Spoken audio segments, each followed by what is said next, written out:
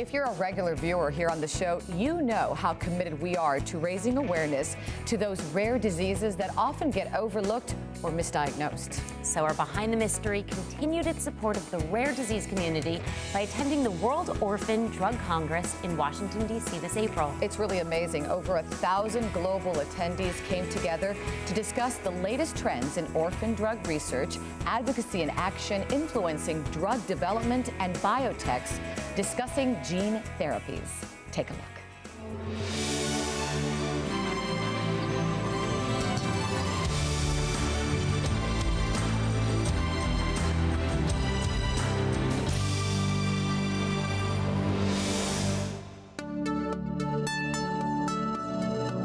They're called rare diseases. In the U.S. and Europe, 60 million are affected.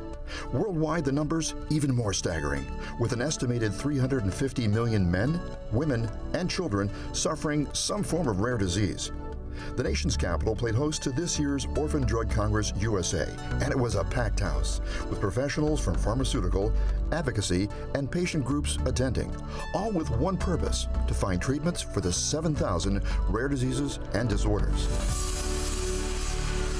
We're bringing around 800 stakeholders from the orphan drug and rare disease industry to meet, brainstorm, and dialogue about the challenges and opportunities in orphan drug development and rare disease research. There's nothing more energizing than being in a room like this with 800 people all passionate about rare disease. Hunter syndrome is but one type of rare disease, an inherited metabolic disorder causing permanent and progressive damage.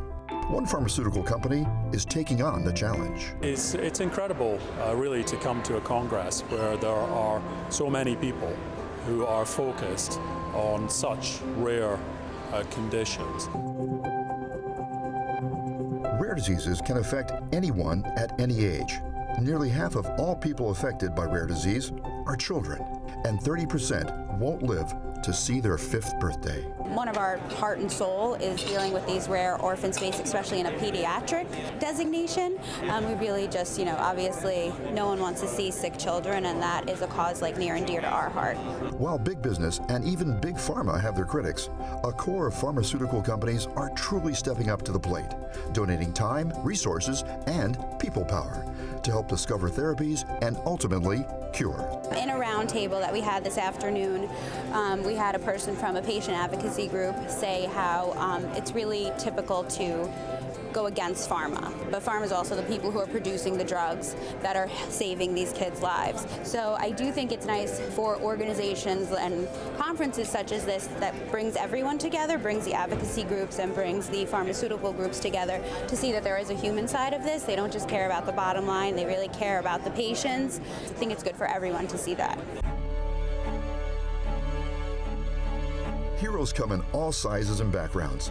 This wife and mother, originally from Dubai, is a teacher living in Nebraska. Neena Nizar's pure passion as a patient advocate resonates through all 7 languages she speaks, including English. I live with a very rare skeletal dysplasia called Jansen's metaphyseal chondrodysplasia. It's one of the very ultra-rare diseases, only 22 cases worldwide. Only 4 confirmed cases in America, and 3 of them are in my family, with myself included. So that's why I'm here to push for funding to get more research into the disease, because we have researchers at the Boston Mass General Hospital working on a cure, and so we are looking at getting that cure to clinical trial. The rarefied air of passion for a cause filled the room at this year's Orphan Drug Conference. You couldn't be an advocate, you couldn't be an advocacy leader if you didn't have a passion or some sort of connection that motivates you to spend all this time and all this energy doing this. 2 of my 3 daughters have the disease. One passed away back in 1995. The second, who was the older one, she was 14 at the time, and they said she lived to be 18 or 20. She's now 36. And so we're blessed by that, but at the same time, we're challenged because it says how little we know about the disease, because it's a surprise blessing for us. This is a great conference to connect with all the different kind of stakeholders, patients, patient advocacy organizations, vendors and partners, and we also have a lot of clients here. So we'll often do a talk or two as kind of thought leaders in the space. It's important for us to kind of share our recent experience and some of the innovative approaches we're doing. And I find that this conference it's growing each year, and it's becoming a better and better venue all the time as a platform for that. Patient portals on the World Wide Web are making for better patient-based management. We're here to explain how digital can support patients who have rare diseases. Patients who have rare diseases have additional unique challenges beyond other chronic conditions, and digital offers some advantages in helping what we do, which is personalized patient engagement and support.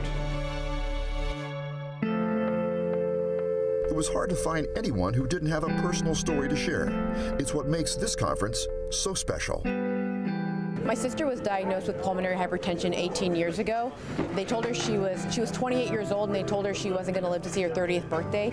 And yesterday was her birthday. She turned 47. She's alive because of the Pulmonary Hypertension Association driving research. There are now 14 therapies for pulmonary hypertension.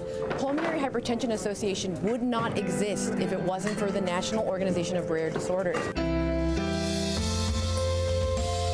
It really is the most fulfilling part of my job, which is the chance to meet with patients, their families, their parents, and some of the most memorable moments of my entire journey through this company at Spark. I founded the company actually in 2013, and while I've had the chance to meet tons and tons of people in all sorts of circles, the ones that I remember most are those meetings with a mother of a daughter who had the prospect of losing her vision and or already had lost her vision, and now being able to participate in a clinical trial and the change that they express psychologically, I think more than anything, is really a powerful statement for me to hear, and is the type of thrill and fulfillment that I get from this job more than anything else.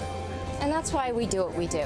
That's why we're in this industry, is we really care about the patients, and we just want to see the ability to improve lives. Absolutely.